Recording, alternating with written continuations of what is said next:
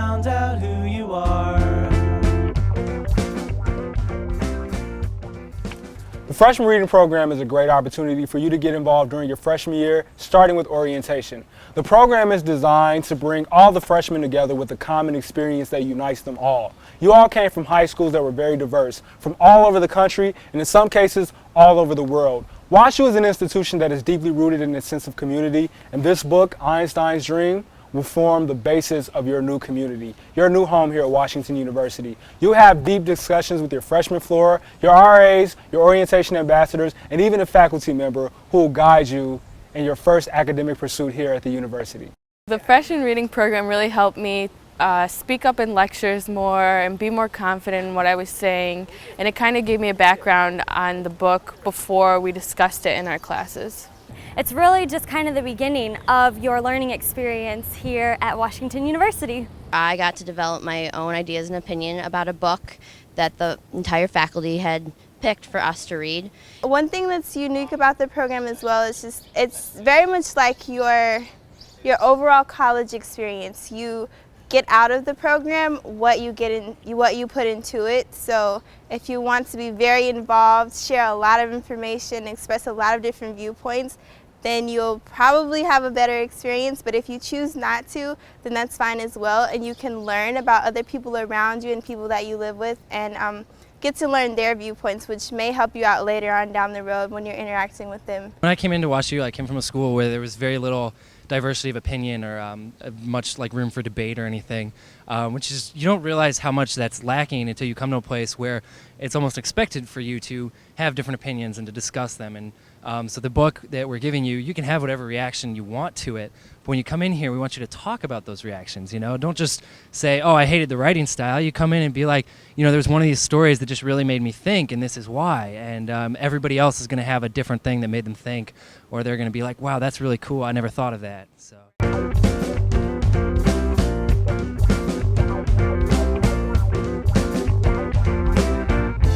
On the way up north, she found out who you are.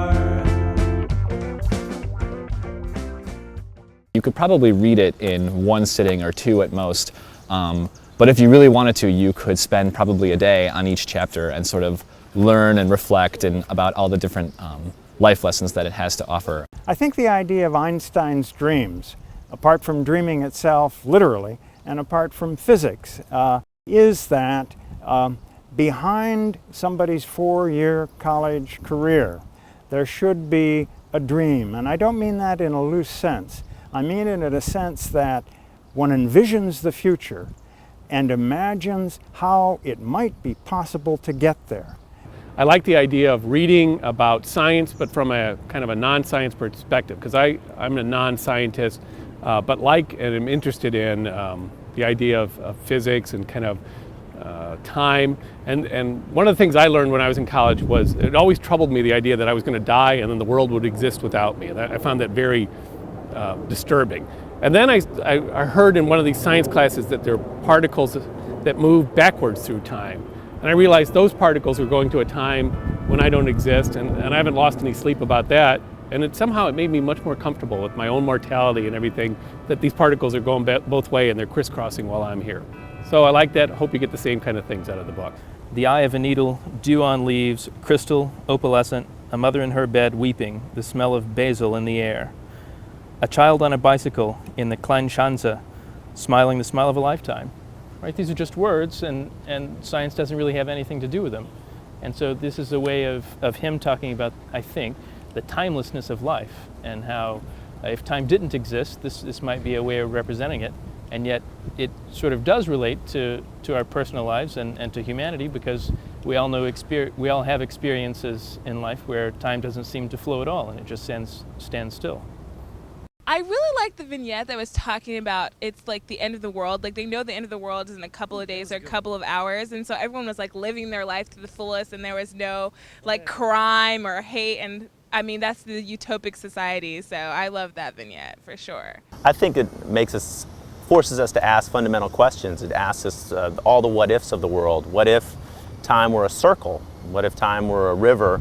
In terms of our education, what if we were to walk around wearing masks all day? What would that mean in terms of our educational experience? What if time were three-dimensional, or what if we were to wear wigs? Would that have some kind of an effect on our mental function in how we have our experience our undergraduate life?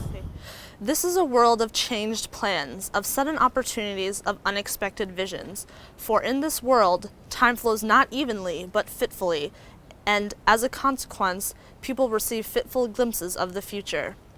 Thus, in this world of brief scenes from the future, few risks are taken.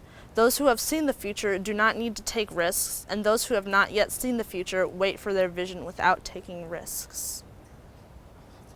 Interesting.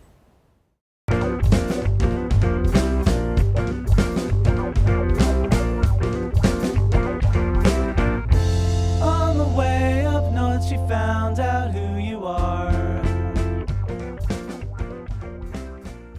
Einstein, I mean, he's not an ordinary guy, right? He doesn't just go home to his family in the evenings and forget about work. But he's also not a physicist with some huge lab. He doesn't have a particle accelerator or any kind of special equipment. Really, you know, all he has is paper and his education. And yet he has this tremendous drive to do something sort of special, something extraordinary, something excellent. And he did it. You're just starting your undergraduate degree at WashU, and I guess one thing I'd like you to think about is, what could I do in the world that would be excellent, that would be really worth doing?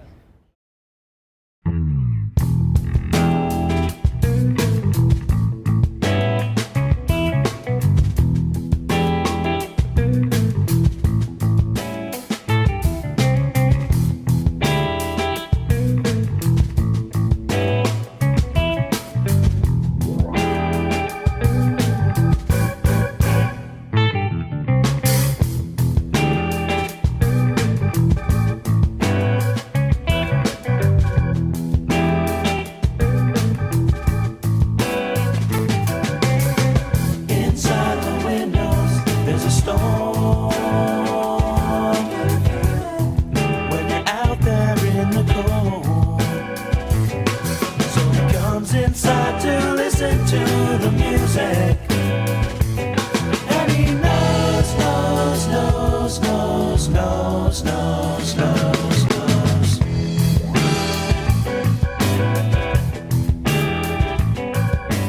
Everybody knows which one he was born.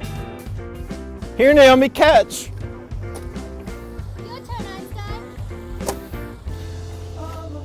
Time flies.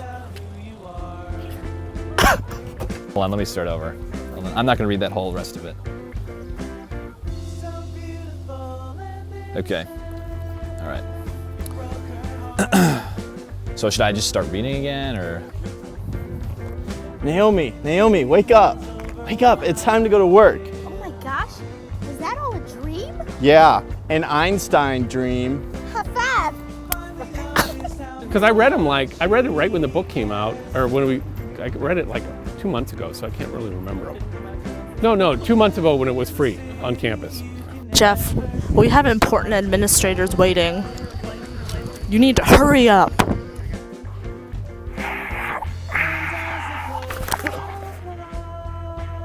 Hey! Einstein's Dreams. It's your freshman reading program book. And you should read it, 'cause I did, and it was good.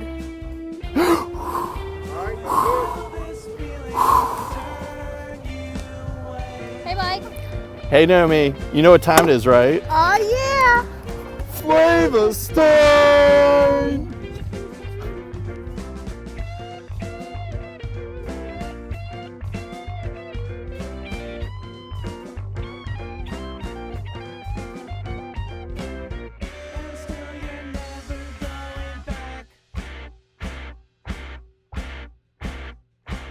Again.